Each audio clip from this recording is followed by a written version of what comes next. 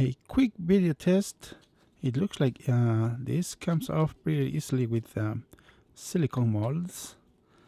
It is our resin casting new part for the express passenger coaches, and let's take a look. It comes off really good. Oh, look at that. Very, very smooth looking. This is the chassis.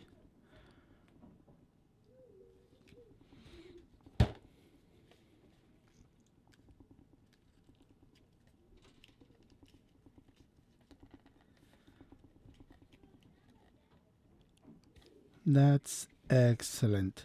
So I was right. We needed some of these little breathers, holes for the fluid to run across all the mold, so it will come almost perfect.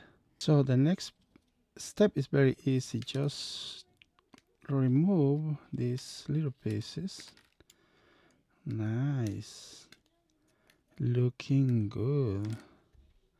I'm just gonna do real quick this, and this one goes right over here. Close. Excellent. Now I almost forgot to drill a hole in this part, and it fits right in there. Yep. Don't forget this. Well, at least it's really easy to clean this little film, and it fits right on the original model. Awesome. Yeah, this is the copy.